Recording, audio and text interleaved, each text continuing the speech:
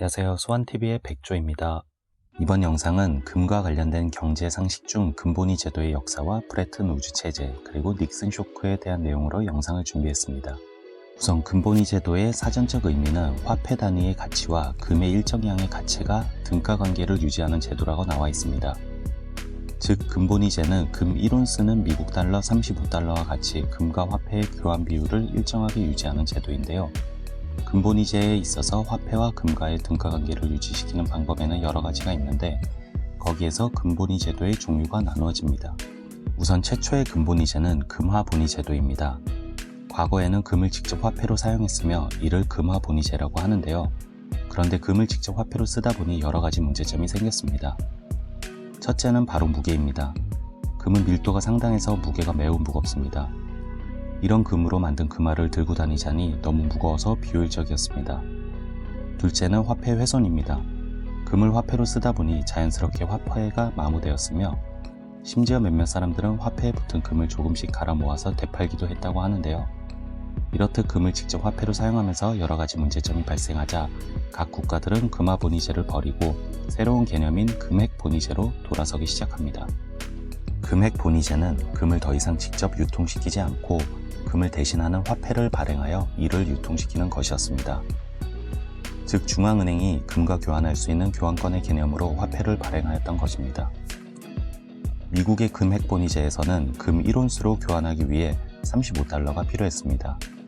그리고 화폐로 금을 교환하는 행위를 금태환이라고 불렀으며, 이때의 교환화폐를 태환화폐라고 불렀습니다. 금핵본위제에서 화폐는 단지 금의 교환권과 같은 것이었습니다. 따라서 화폐 발행량은 금 보유량만큼만 해야 했습니다.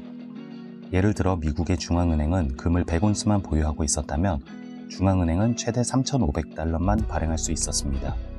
최초의 금핵본위제는 1918년 영국이 실시했으며 이후 전 세계 여러 국가들이 금핵본위제를 실시하게 되었습니다.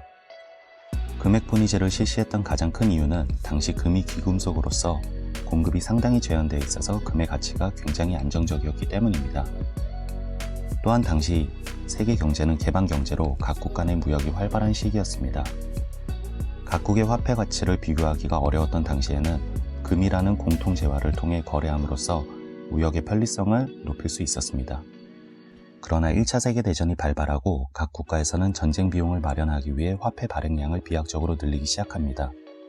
문제는 금 생산량이 화폐 생산량을 따라오지 못했던 것인데요. 이런 이유로 각 국가들은 금핵본위제를 일시적으로 폐지하게 됩니다. 그리고 화폐를 무작위로 찍어내자 인플레이션이라는 부작용을 낳게 됩니다. 전쟁이 끝난 직후 각 국가들은 금본위제를 다시 실시하기 위해 그동안 발행했던 화폐를 걷어들이기 시작합니다.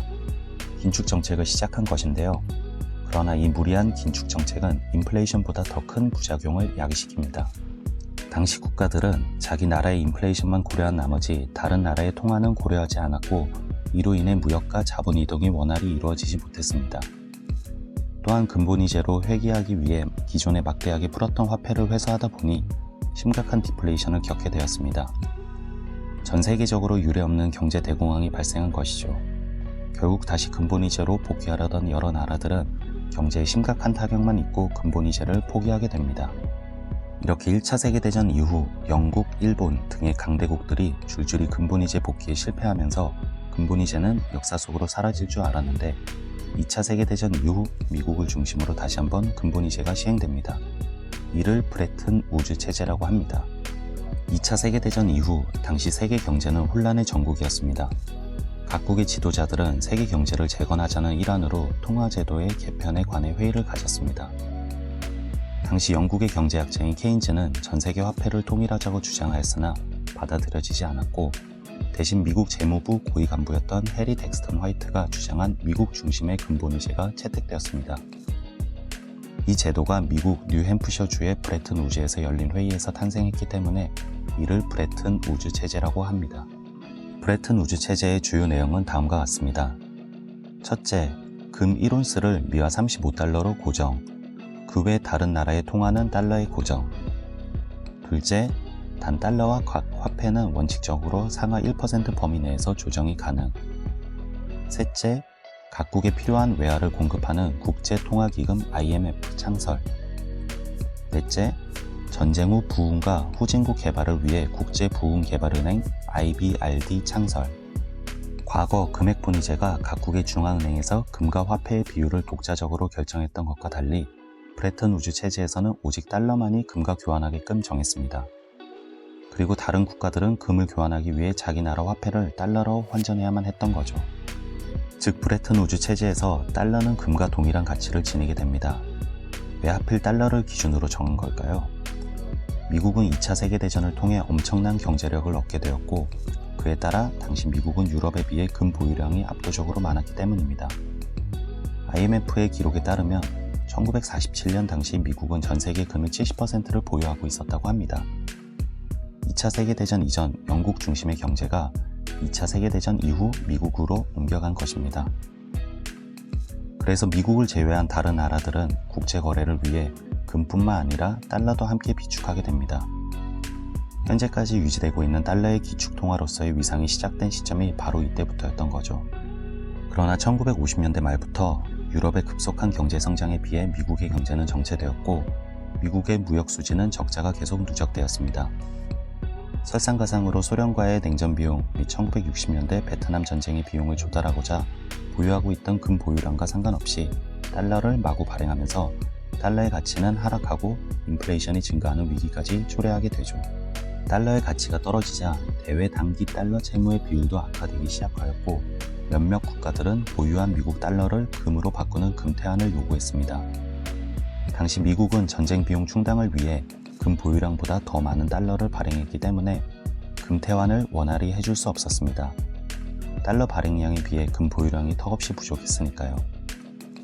달러의 가치가 계속 떨어지자 독일, 스위스 등 주요 국가들은 브레튼 우즈 체제를 떠나기 시작했고 미국 역시 자국 내의 급격한 인플레이션과 실업률 증가로 인해 이 체제를 더 이상 유지하기가 힘들어졌습니다. 결국 더 이상 금 1온스를 35달러의 비율로 유지하기 어렵다고 판단한 미국의 닉슨 대통령은 1971년 8월 15일에 더 이상 달러를 금으로 바꿔주지 않겠다라고 선언합니다. 이는 사실상 브레튼 우즈 체제를 폐지하는 조치였고 이를 닉슨 쇼크라고 부릅니다. 미국의 이런 갑작스런 조치로 인해 전 세계 경제는 패닉 상태가 됩니다. 전 세계의 물가와 원유 가격이 급등하고 이에 따라 경제 성장률은 하락하였습니다. 달러 가치는 닉슨 쇼크 이전에 비해 30%나 떨어졌으며 각 국가들은 급격한 환율 변동을 막기 위해 외환시장에 크게 개입하기 시작하였습니다. 결국 브레튼 우즈 체제의 금액 본위제, 즉 고정 환율제가 막을 내렸고 외환시장은 현재까지도 시행되고 있는 변동 환율제로 대체되었습니다. 그리고 외환시장도 훨씬 복잡한 네트워크로 구성되게 된 것이죠. 이번 영상은 자본주의의 상징이라고 할 수 있는 금과 관련된 내용 중 금본위제도 그리고 브레튼 우즈 체제와 닉슨 쇼크에 대해서 말씀드렸습니다. 다음 영상도 금과 관련된 내용으로 영상을 준비해 보겠습니다. 오늘 영상이 좋았다면 구독과 좋아요 그리고 알람 설정도 해주시면 감사하겠습니다.